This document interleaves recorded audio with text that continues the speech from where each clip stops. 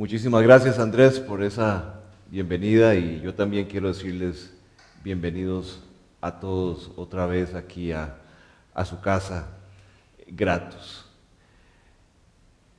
Estamos estudiando el libro de Romanos y llegamos hoy ya al capítulo 3, versículos 13 en adelante. Y a través de lo que hemos visto hasta hoy, vemos que existe una inmensa diferencia entre el diagnóstico que Dios da de la condición del hombre y la que el hombre se imagina tener. Y la diferencia fundamental es que el hombre se imagina que en él hay algo bueno, hay algo dentro de él que es correcto, que es bueno y que puede ser mejorado si las condiciones a su alrededor mejoran. Las condiciones sociales, económicas, condiciones de salud o de educación.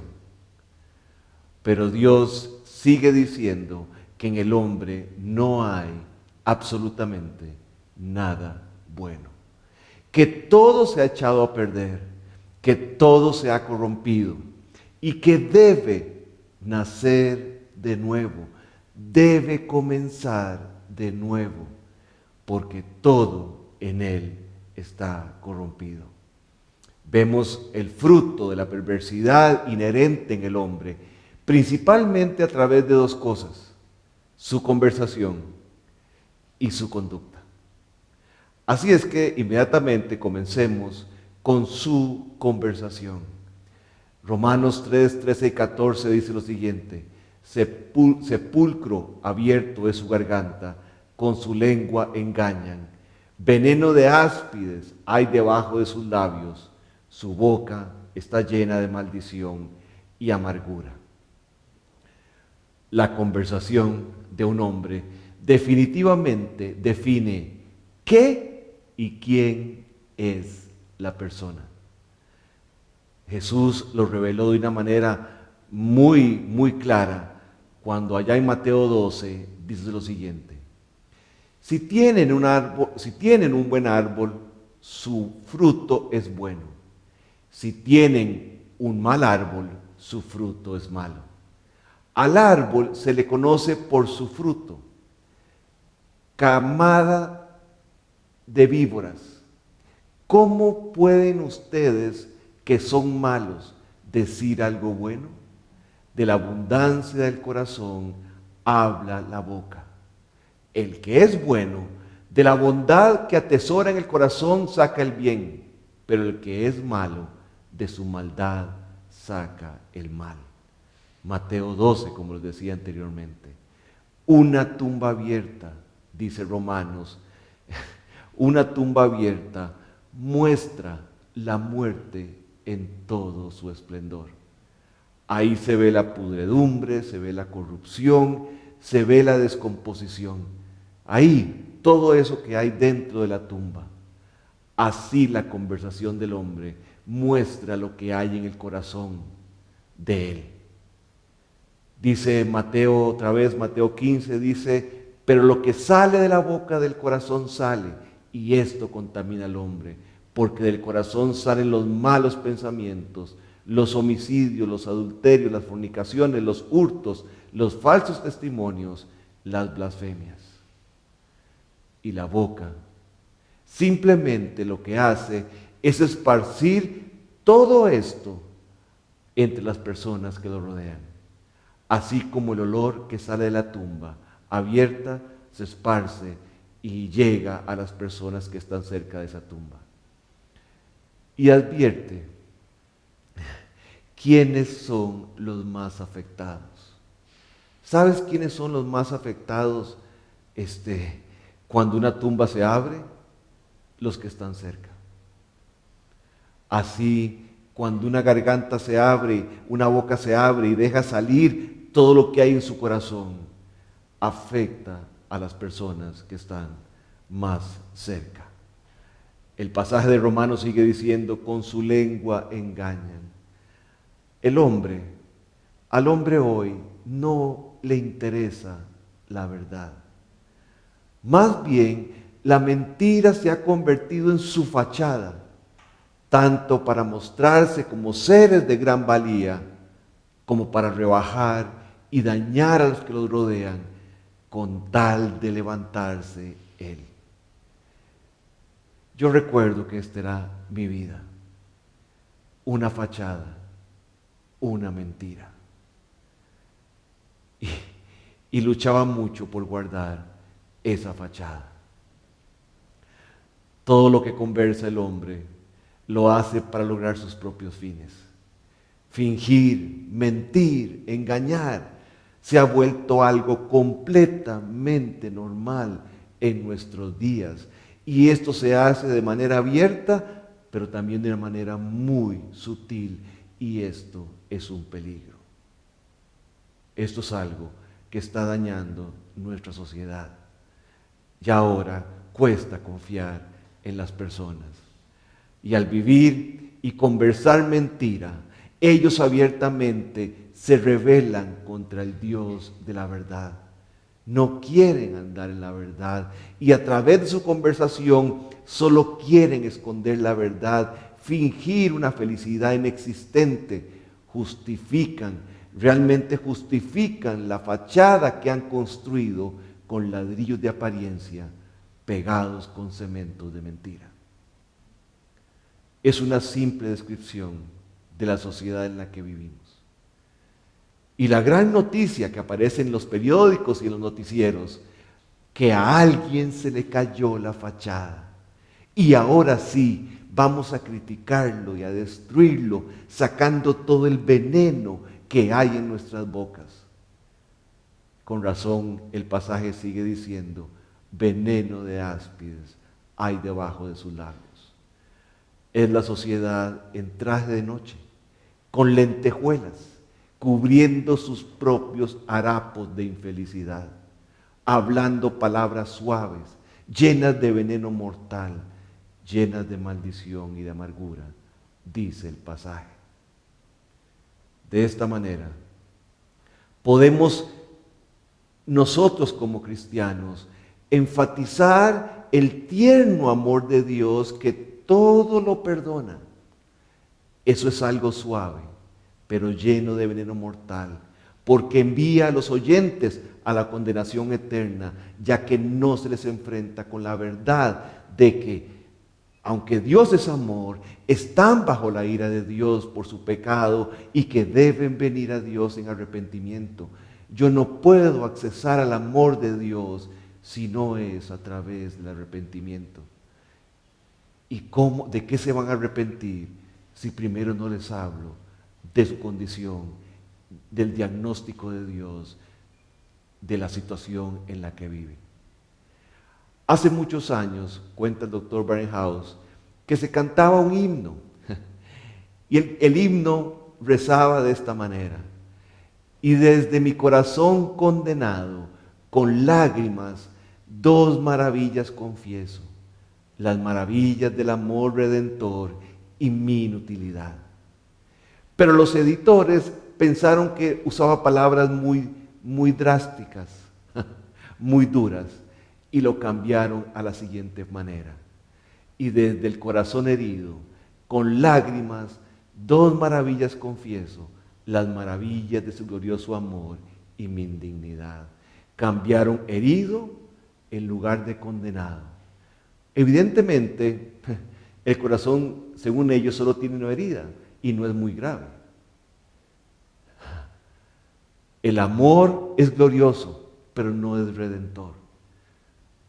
Y lo cambiaron porque esto podría ofender a los que no creen en la expiación redentora de la cruz.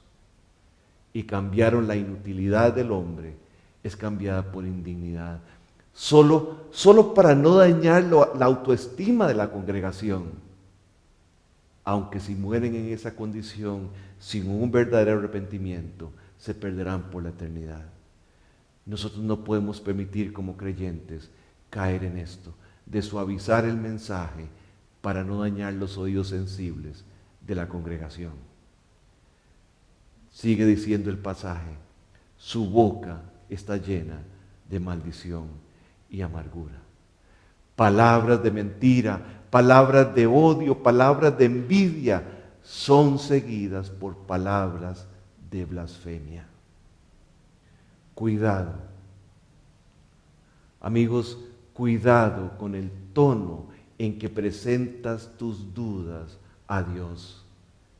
Recuerda que eres una simple criatura con una inteligencia limitada, cuestionando al omnisciente Señor de señores. No hay problema con preguntar a Dios, pero cuidado con el tono y con la intención con que la haces.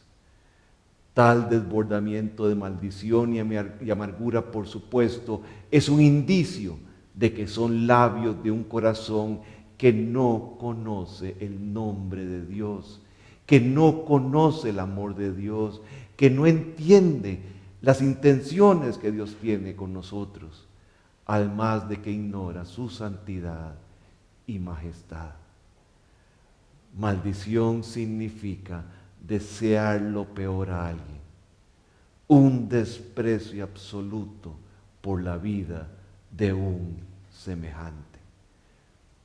Y en el Salmo 10, desde donde Pablo toma esta cita de Romanos 3, su contexto denota que la persona que maldice lo hace porque piensa simplemente que está seguro que su maldad nunca será descubierta. Dice el Salmo 10, 6, dice, el Salmo dice así: dice en su corazón, no seré movido jamás, nunca me alcanzará el infortunio. ¿Oyeron eso?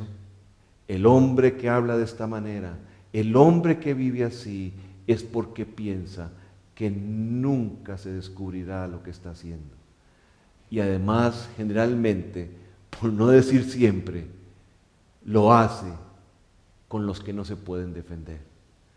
Oiga lo que sigue diciendo el Salmo 10. Se sienta al acecho cerca de las aldeas.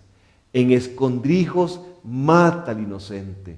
Sus ojos están acechando al desvalido. Acecha en oculto como el león desde su cueva, acecha para arrebatar al pobre.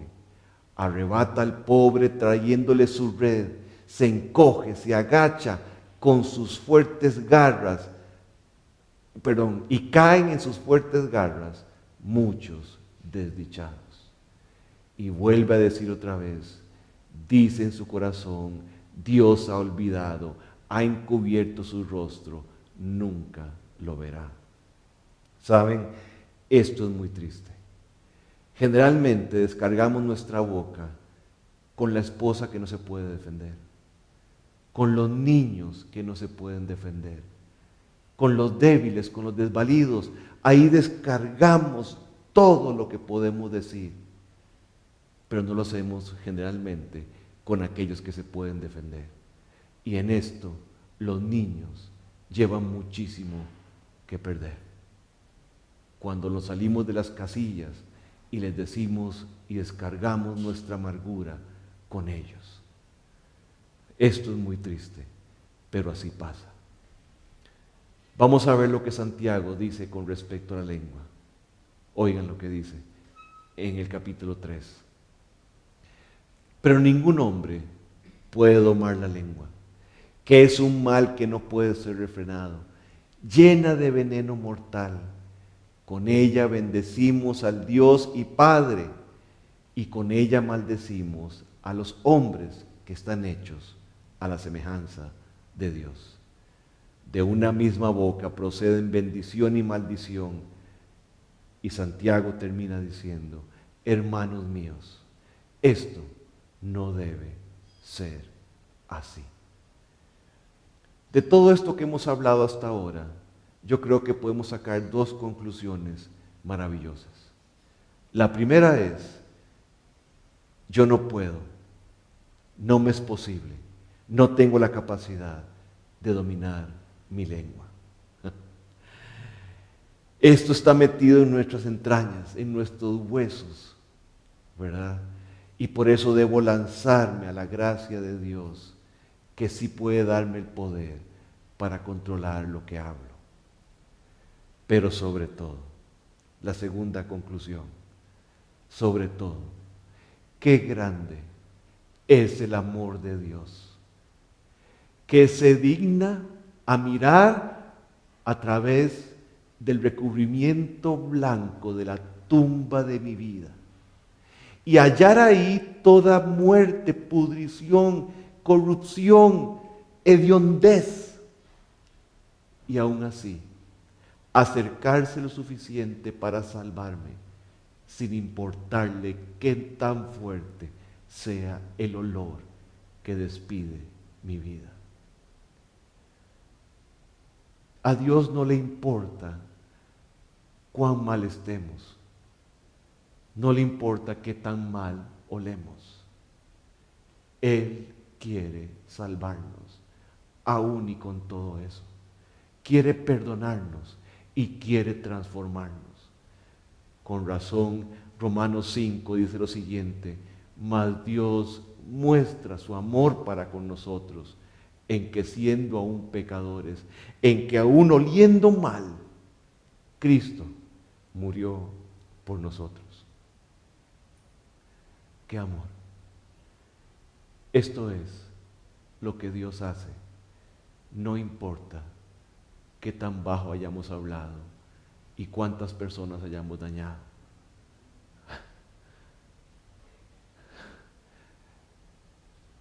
Que siendo aún pecadores, Cristo murió por nosotros. La palabra de Dios dice que un hombre que es capaz de controlar completamente la lengua es un hombre perfecto y no existe tal cosa.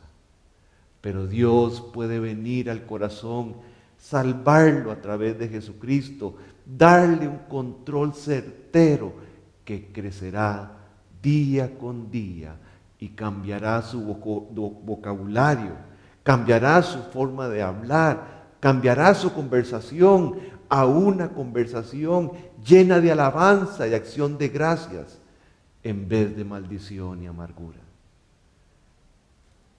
Nuestra vida, al menos mi vida, era así. Todo era queja, todo era maldición y amargura. Y Él la cambió a una boca llena de alabanza, llena de gratitud, llena de adoración, al entender que me amó así como era y me salvó y aún no me pidió cambiar para amarme. Me amó como yo era. ¿Cómo no alabarlo? Bueno, veamos ahora su conducta. Llegamos al capítulo 3, versículos 15 al 17 de Romanos. Dice así: sus pies se apresuran para derramar sangre, quebranto y desventura hay en sus caminos, y no conocieron camino de paz. Odiar, asesinar, eso no es conmigo, dicen algunos. Nada que ver, como dicen. Yo no odio ni asesino, dicen algunos. Pero ¿se acuerdan el Sermón del Monte?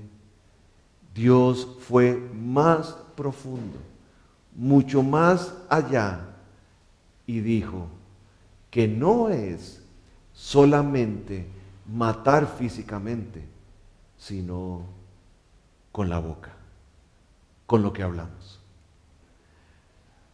Y quiero recordarles algo: así como el árbol de roble está en la bellota, así el pecado está en el corazón, donde se origina la intención. La mala intención es un asesinato. Esto es claramente revelado por Dios en el Nuevo Testamento.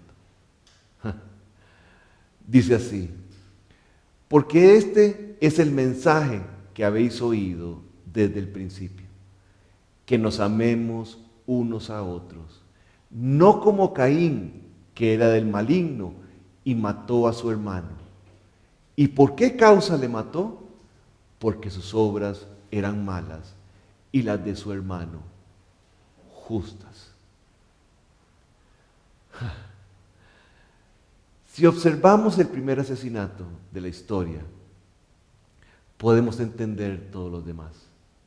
Y podemos entender también lo que sucede en nuestros propios corazones cuando nos comenzamos a comparar con otras personas. Caín se comparó con Abel porque Dios se agradó de la ofrenda de Abel y no de la de Caín, y empezó algo en su corazón que al final terminó en asesinato. La pregunta es, ¿cómo pudo ser esto? Que un hombre asesine a su hermano. Bueno, Caín había heredado la naturaleza caída de su padre Adán. Esta es la sangre que está en nuestras venas y en nuestras mentes. ¿Oyeron? Qué tonto pensar que los hijos de Adán, que nosotros hijos de Adán, podemos cambiar nuestras naturalezas. Cuando dice la Biblia que los etíopes no pueden cambiar su piel, ni los leopardos quitarse las manchas. Dice la Biblia que el día que un etíope pueda hacer esto, un leopardo pueda hacer esto, es el día que yo pueda cambiar mi vida. Asesinatos, guerras, hablar mal, son solo los síntomas. En medicina, los síntomas solo son la manifestación de una dolencia. Y es la dolencia la que se debe tratar para que los síntomas puedan desaparecer. Si se tratan los síntomas, se pueden quitar por un tiempo, pero volverán, y tal vez peor, y tal vez ya sin remedio para quitar la dolencia. Nosotros debemos lidiar con una enfermedad llamada el pecado, que mora en el corazón del hombre. Y eso fue lo que vino a hacer Cristo a la cruz, a tratar, a pagar el pecado de los hombres. Nada más imagínense en esto. Ni siquiera Dios, con todo su poder, trata de cambiar el corazón del hombre dañado por el pecado. Él ha dicho que es incurable. Dice que engañoso es el corazón más que todas las cosas y perverso. ¿Quién lo conocerá? No se puede curar el corazón del hombre. No hay remedio para el corazón del hombre dañado por el pecado. Dios tiene que tomar el corazón del hombre, quitarlo de en medio, hacer un trasplante y formar uno completamente nuevo y colocarlo en el hombre. Ezequiel dice lo siguiente: os daré corazón nuevo, pondré espíritu nuevo dentro de vosotros y quitaré de vuestra carne el corazón de piedra y os daré un corazón de carne. Este corazón de piedra, el que es natural en el hombre, solo guía a la destrucción y a la miseria. Con razón dice el versículo de Romanos: quebranto y desventura hay en sus caminos y no conocieron camino de paz. Otra vez, Isaías, de donde se toma esta referencia, donde Pablo toma esta referencia, nos muestra qué fue lo que quiso decir Pablo cuando escribió: quebranto y desventura hay en sus caminos y no conocieron camino de paz. Cuando nosotros queremos aprender o interpretar la palabra de Dios, tenemos que ir a ver el contexto de donde Pablo saca esta cita que coloca en el capítulo 3 de Romanos. Así es que vamos a ir al capítulo 59 de Isaías y vamos a ir leyendo un poco en este capítulo para que nos ubiquemos por qué es que el hombre vive en quebranto y desventura y por qué es que no conoce camino de paz. Dice así Isaías 59, del 9 al 10. Por eso el derecho está lejos de nosotros y la justicia queda fuera de nuestro alcance. Esperábamos luz, pero todo es tinieblas. Claridad, pero andamos en densa oscuridad. Vamos palpando la pared como los ciegos, andamos a tientas como los que no tienen ojos. En pleno mediodía tropezamos como si fuera de noche. Teniendo fuerzas, estamos como muertos.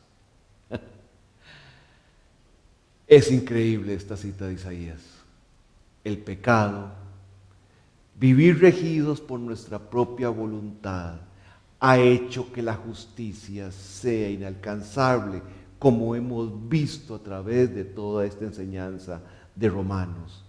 Y el pecado nos sigue, nos acosa, nos imposibilita para encontrar la luz del camino que lleva a la paz y la plenitud. Nos hace inútiles, como vimos la semana pasada. Dice, vamos palpando la pared como los ciegos. Esta incertidumbre provoca que nuestros caminos estén llenos de quebranto y desventura, porque al ser ciegos, al no ver la verdad, no provoca en nosotros una incertidumbre, una zozobra que no nos deja vivir en paz. Quiero decirles que en 6,000 años de historia, el hombre no la ha hallado, no han hallado paz verdadera. Y cada generación cae el engaño de pensar que ahora sí la vamos a descubrir, ahora tenemos más tecnología, ahora tenemos más medios, no sé, ahora sí vamos a descubrir estos caminos de paz. Y mueren con la misma decepción, con el mismo quebranto y con la misma desventura que la generación anterior.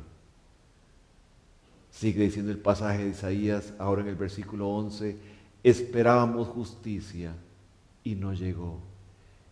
La liberación sigue lejos de nosotros. Como la justicia no se alcanzó, la esclavitud del pecado continuó, llevándolos a tomar malas decisiones, a tomar caminos equivocados. Y es que sin la intervención de Dios, la justicia es sencillamente imposible alcanzarla. Sigue diciendo Isaías 59, tú sabes que son muchas nuestras rebeliones, nuestros pecados nos acusan, nuestras rebeliones no nos dejan, conocemos nuestras iniquidades. Somos esclavos del pecado y sabemos que somos culpables. Ahí en el fondo del corazón sabemos y estamos cargados de culpa. Sabemos que no tenemos excusa, que no saldremos adelante en el juicio venidero, pero insistimos en justificarnos, insistimos en mostrar una fachada de felicidad que no existe, insistimos en mostrarnos a las personas como gente que vive feliz, mientras en la soledad no soportamos nuestra culpa, nuestra vida. Y la culpa comienza a ser su obra macabra, acusando en las conciencias de los hombres, llevándolos a la tristeza, a la desesperación, a la depresión, incluso a veces a la muerte. La culpa les impide encontrar el camino de paz.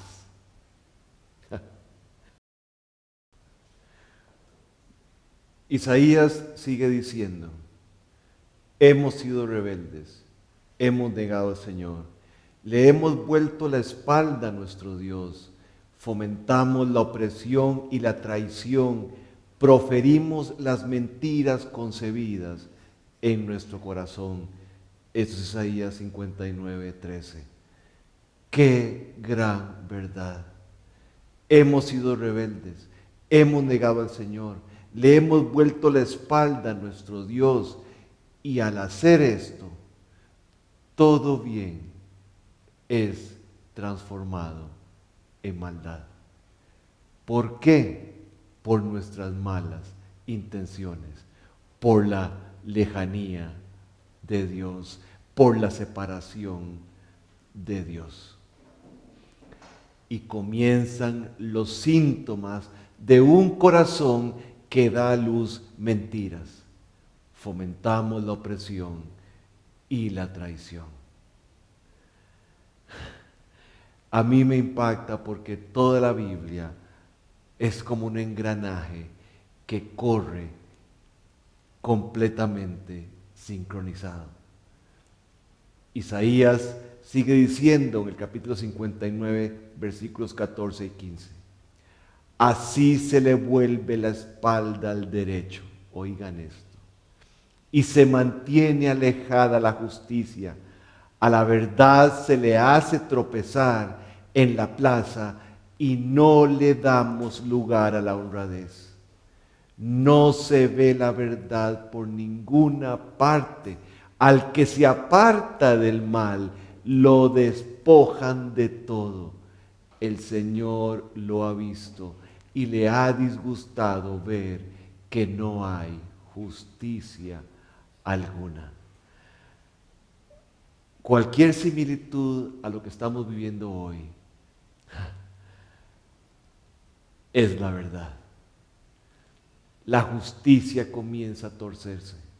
La justicia se mantiene lejos de las decisiones que se toman. La honestidad no tiene lugar en la sociedad. Destrucción y miseria hay en sus caminos, dice.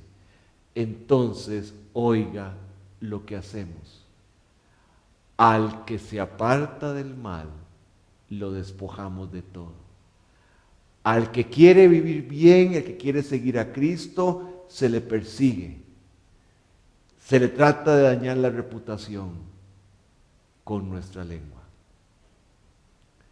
La vida de estos que se apartan del mal arroja demasiada luz que trae culpabilidad a la gente, y por eso hay que hablar mal de ellos.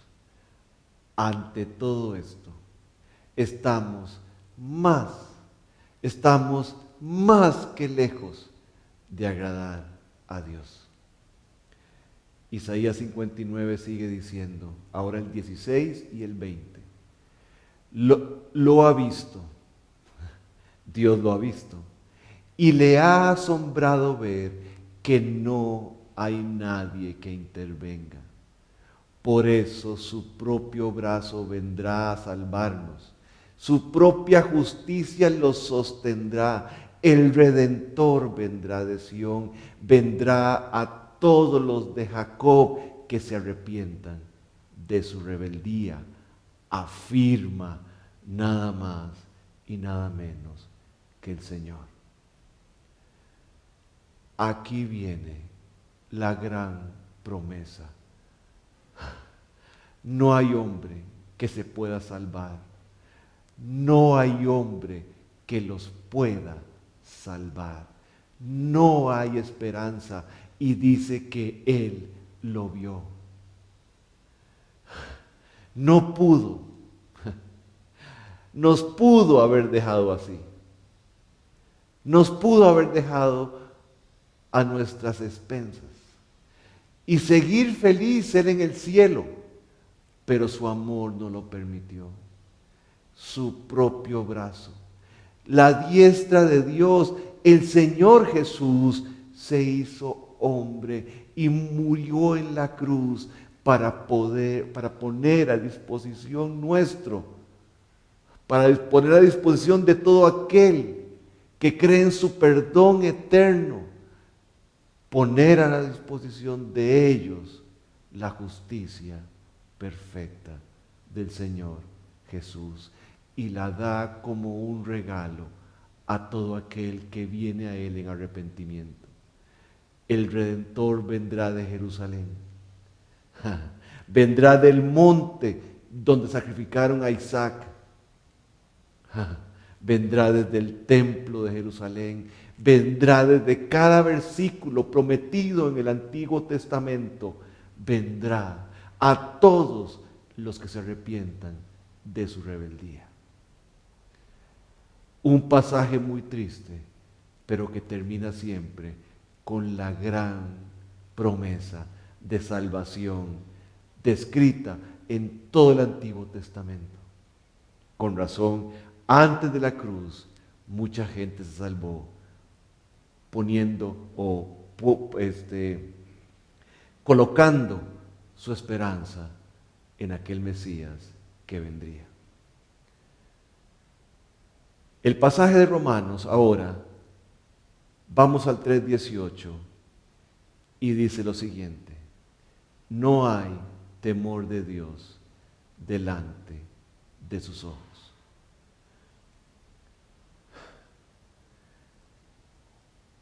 Esto es algo tremendo.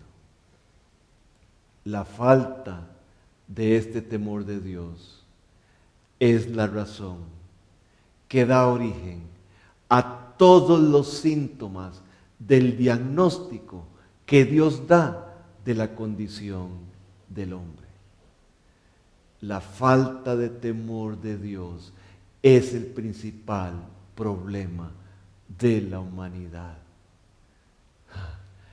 El Salmo 36 dice así: la iniquidad del impío le dice al corazón, no hay por qué temer a Dios, ni en su presencia. Porque se lisonjea en sus propios ojos de que su iniquidad no será hallada y aborrecida.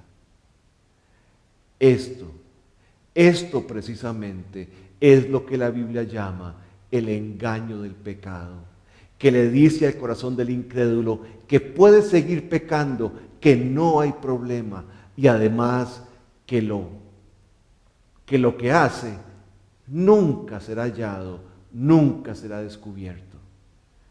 Es el peor engaño del pecado. Y es como la gente dice, se arriesga a jugar con el pecado y dice, a mí no me va a pasar. Nunca se va a descubrir, etcétera, etcétera. La mayoría de la gente te dirá que cree en Dios, pero casi todos los hombres actúan como si Dios no existiera.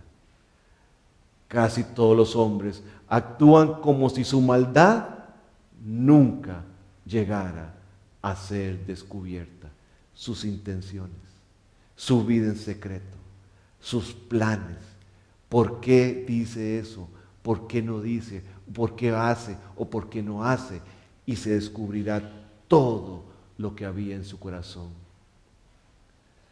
Temor de Dios. Temor de Dios.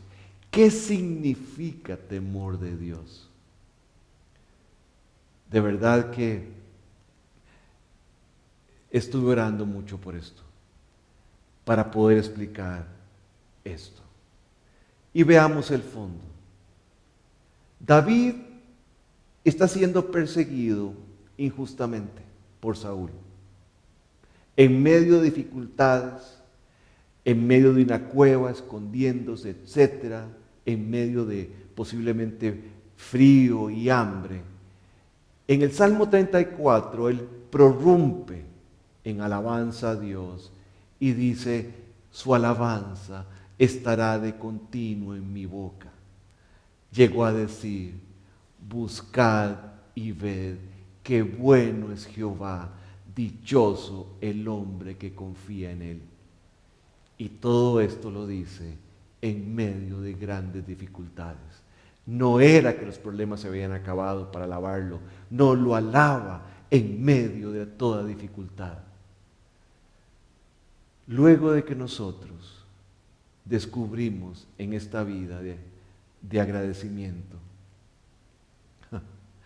esta vida donde la dependencia de Dios se vuelve en descanso, en este contexto de vida, David en este salmo, en el 34, nos dice, temed a Jehová vosotros sus santos, pues nada falta a los que le temen. No sé si me puedo explicar. David está siendo perseguido, pasando dificultades. Él decide levantar una alabanza a Dios en medio de aquello que posiblemente no entiende, porque son años de vivir perseguido. Y dice, en medio de esto, buscad y ved qué bueno es Jehová. Dichoso el hombre que confía en él. Y después dice la palabra, la frase, temed a Jehová, vosotros sus santos, pues nada falta a los que le temen. Y en medio de este salmo, ahora define de una manera sencilla lo que es el temor a Jehová. David dice así, venid hijos, oídme, el temor de Jehová os enseñaré. Y continúa diciendo, ¿quién es el hombre que desea vida? ¿Que desea muchos días para ver el bien? Guarda tu lengua del mal y tus labios de hablar engaño.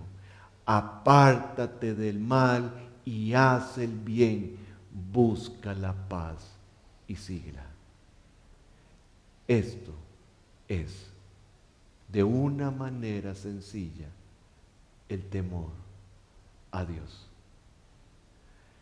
Es la decisión provocada por el gran amor de Dios de abandonar el mal al mismo tiempo que decidimos buscar el bien. Con razón dice la palabra, el principio de la sabiduría es el temor de Jehová. Buen entendimiento tienen todos los que practican sus mandamientos. Su loor permanece para siempre. Si se fijan en la definición que vimos antes del Salmo 34, dice que nos apartemos del mal y dice que guardemos nuestra lengua del mal. Características del diagnóstico de perdición que Dios ha dado en lo que hemos estudiado de Romanos. Es el temor a Dios el que me lleva a aborrecer y apartarme del mal. Dice Proverbios también en el capítulo 16, el temor de Jehová es aborrecer el mal. Y Proverbios 9:10 dice, con el temor de Jehová los hombres se apartan del mal. Pero veamos ahora los beneficios que trae al hombre el temor de Jehová. Dice que tendremos comunión íntima con Él y nos hará conocer su voluntad. Oigan lo que dice el Salmo 25. La comunión íntima de Jehová es con los que le temen y a ellos hará conocer su pacto. Dice que Él tiene, este pasaje es algo maravilloso. Y siempre hay pasajes en nuestra vida que recordamos exactamente cuando los leímos y cuando nos sacó de situaciones de profunda tristeza y trae un aliento y trajo un aliento precioso en aquellos momentos, y hoy se los quiero compartir. Dice que Él tiene bondades guardadas para los que le temen y las mostrará delante de los hombres. Oigan lo que dice el Salmo 31. Cuán grande es tu bondad que has guardado para los que te temen, que has mostrado a los que esperan en ti delante de los hijos de los hombres. ¡Qué promesa! Están guardadas, un día se verán. Y eso es para los que esperan en Él, delante de los hijos de los hombres, para los que le temen. Dice que Él defiende a los que le temen. Famoso versículo, el ángel de Jehová acampa alrededor de los que le temen y los defiende. Salmo 34, 7. Te hago una pregunta. ¿Puedes pensar en algo más maravilloso que complacer a aquel que dio su vida por ti? Oigan lo que dice Salmo 147. Se complace Jehová en los que le temen y en los que esperan en su misericordia. Cuando vamos al Antiguo Testamento y a veces en el Nuevo, ¿cuál era la principal característica de un hombre piadoso? Bueno, cuando Dios se refirió a Job delante de Satanás, dijo que Job era cabal, recto y temeroso de Dios. La pregunta es, ¿cómo puedo lograr esto en mi vida? ¿Qué me dice la Biblia de cómo lo puedo lograr? Bueno, seguimos con David. Y en el Salmo 16, él nos da una enseñanza impresionante, maravillosa, para encontrar el temor de Jehová. David dijo esto: a Jehová he puesto siempre delante de mí, porque está a mi diestra, no seré conmovido. David nos dice el secreto de su vida. Nos dice, nos revela qué fue de una manera práctica lo que él decidió para alcanzar toda aquella alabanza y aquel fruto para Dios. Dice que el secreto lo vamos a ver en dos partes. Número 1, siempre lo veo a Él. Tengo mis ojos puestos en Él. Recuerdo quién es Él. Recuerdo lo que dice: mi corazón he guardado tus dichos para no pecar contra ti. Conozco su amor, su perdón, su misericordia, su salvación, su gracia. Lo tengo siempre delante de mis ojos. Y en su vida pasó algo. Llegó un asombro tremendo al ver el Dios que tenía delante de él, al conocerlo profundamente en la intimidad. Ahí, ese asombro provocó un temor reverente. Así es que él decidió que todo lo que pensaba, todo lo que decidía y todo lo que vivía, lo vivía en la realidad de vivir en la presencia de Dios, sabiendo que lo veía en todo momento y queriendo agradarlo siempre. Hoy en día, los cristianos estamos perdiendo esto de una manera acelerada. El libro de Hebreos nos recuerda lo siguiente en el capítulo 12.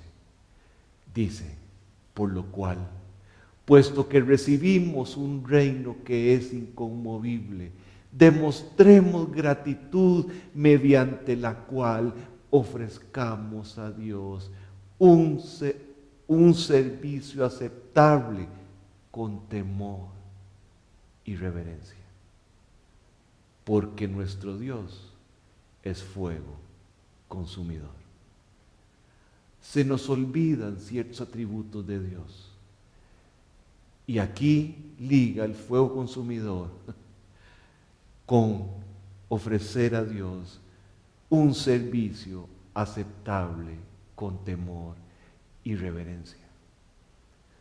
Otra vez, lo mismo que David dice el escritor de Hebreos, demostremos gratitud mediante la cual, por esta gratitud, porque lo conocemos, porque hemos visto su amor, porque hemos experimentado su gracia, mediante ella ofrezcamos a Dios un servicio aceptable con temor y reverencia. Martin Lloyd-Jones decía lo siguiente: todos estos conceptos parecen haberse salido de nuestro vocabulario cristiano moderno, pero era la principal característica de la vida de oración y adoración de nuestros padres en la fe.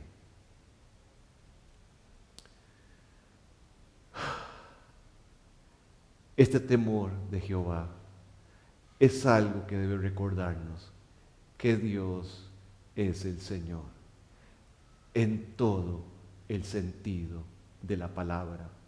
Jefe, dueño, con toda autoridad sobre nosotros como juez justo que odia el pecado.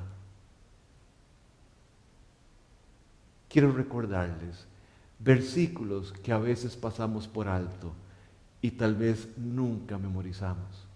Me incluyo. Dice así 1 de Pedro 4:17, porque es tiempo de que el juicio comience por la familia de Dios. ¿Oyeron eso? Y nosotros como creyentes a veces vivimos tan livianamente como si nunca tuviéramos que pasar por un juicio. Sí habrá que pasar por un juicio por el tribunal de Cristo. Y si comienza por nosotros, dice el pasaje, y si comienza por nosotros, ¿cuál no será el fin de los que se rebelan contra el Evangelio de Dios? Nos vuelve a recordar que sí debe existir un temor que es completamente sano y normal en la vida de un creyente que ama a Dios con todo el corazón. Pero al mismo tiempo que Pedro nos dice esto, conocemos a un Dios cuyo amor lo llevó hasta la cruz, lleno de misericordia y de gracia, perdonador y que aún olvida el pecado. El salmista vuelve a decir esto: si tú, Señor, tomaras en cuenta los pecados, ¿quién, Señor, sería declarado inocente? ¿Quién? ¿Quién podría ser declarado inocente? Pero oigan lo que dice: pero en ti se halla perdón y por eso debe ser temido. No dice debe ser amado, dice debe ser temido. Debemos tener reverencia que provoca obediencia. El día que estaba preparando este mensaje,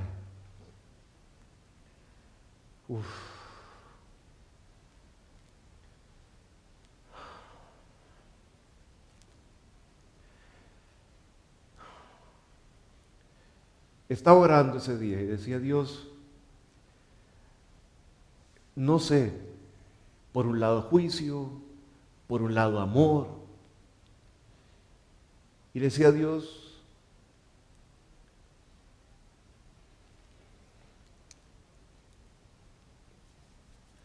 no entiendo.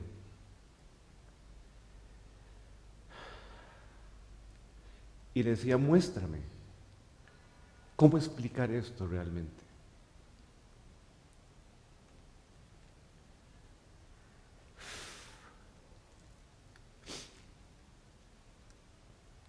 perdón, esa noche me fui a acostar y me tocaba leer el Salmo 8. No es casualidad. Prendí el celular. No digo abrir mi Biblia porque la leo en el celular. Abro el celular en el Salmo 8 y llegué al versículo 3.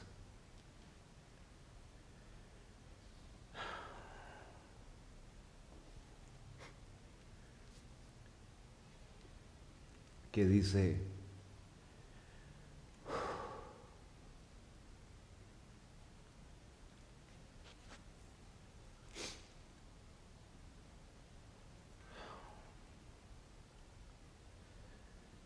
cuando veo los cielos,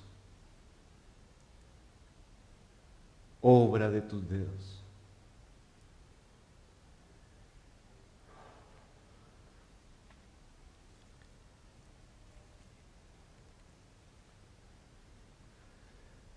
la luna y las estrellas que tú formaste, digo, ¿qué es el hombre para que tengas de él memoria?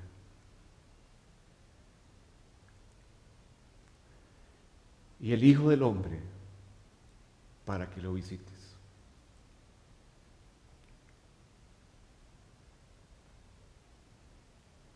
Inmediatamente tuve que parar.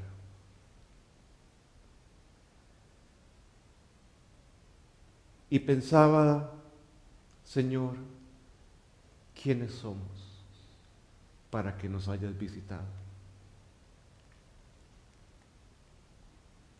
Cuando yo recuerdo mi vida de pecado, cuando recuerdo lo que soy, le decía, ¿quiénes somos para que nos hayas visitado?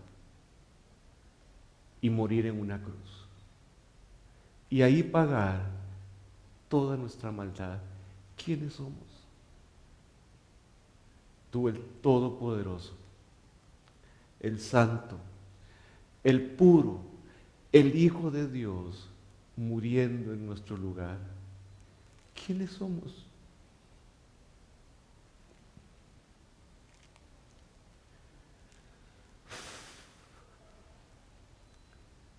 Y le decía, solo podemos decirte gracias. Y le rogaba, ayúdanos a amarte más allá de nuestras vidas, así como tú lo hiciste. Esto provocó asombro y reverencia en aquel momento delante de él. Y le pedía igual, y le decía a Dios, ayúdanos a tener la reverencia delante de ti como solo tú lo mereces. Y en aquel momento fue asombro, fue reverencia, no tuvo nada que ver con pánico ni con alarma. Eso me mostró Dios, que es el temor a Dios. Y con razón David termina diciendo con todo su corazón, en el Salmo 8 termina diciendo, oh Señor, soberano nuestro, qué imponente es tu nombre en toda la tierra. A veces me pregunto, ¿qué más necesitamos para caer a sus pies y entregarle nuestra vida con temor y temblor? ¿Qué más? El Creador se acuerda de ti. El Creador te visitó y te cuida, dice otra versión. ¿Qué más ocupas para temerlo, para obedecerlo, para amarlo o para correr a sus pies arrepentido de haber vivido como este diagnóstico dice que has vivido? Deuteronomio termina o dice, y con esto termino: ahora pues, Israel, ¿qué pide Jehová tu Dios? ¿Qué pide Jehová tu Dios de ti? Sino que temas a Jehová tu Dios, que andes en todos sus caminos y que lo ames, y sirvas a Jehová tu Dios con todo tu corazón y con toda tu alma. Vamos a orar.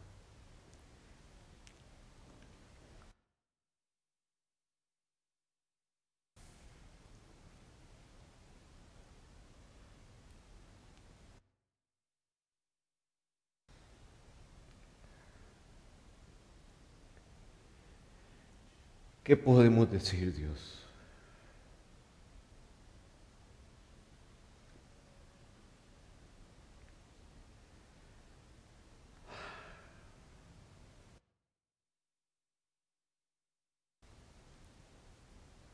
El Dios omnipotente, poderoso, el juez de toda la tierra, como te llama tu palabra,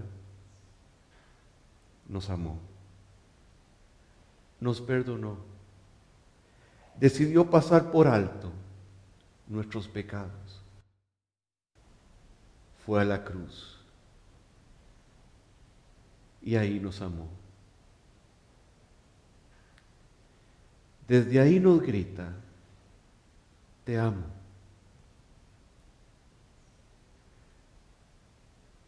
Señor, tenemos corazones duros. Aún en algunos corazones transformados, pero viciados por la carne. Y nos cuesta, Dios, caer de rodillas en temor reverente, en asombro ante un Dios que al menos yo no llego a entender ese balance entre justicia y amor. Pero que hoy disfruto. Padre,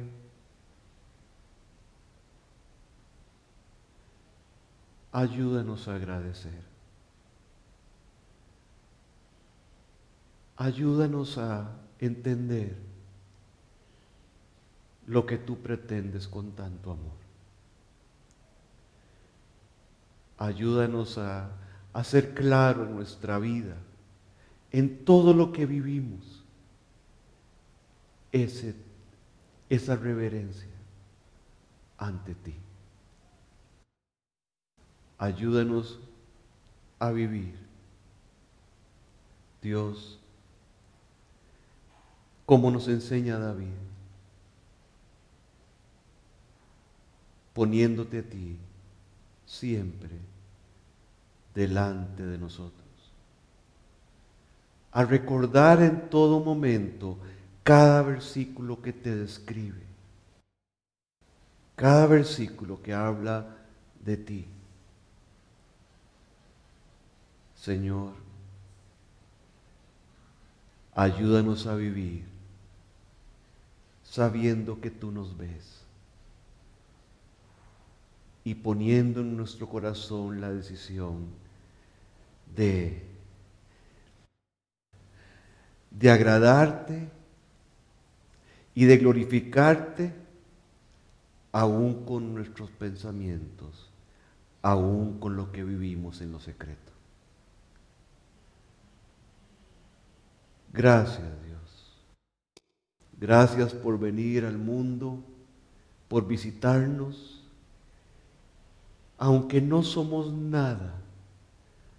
Y David lo decía: ¿quién es el hombre? ¿Quiénes somos?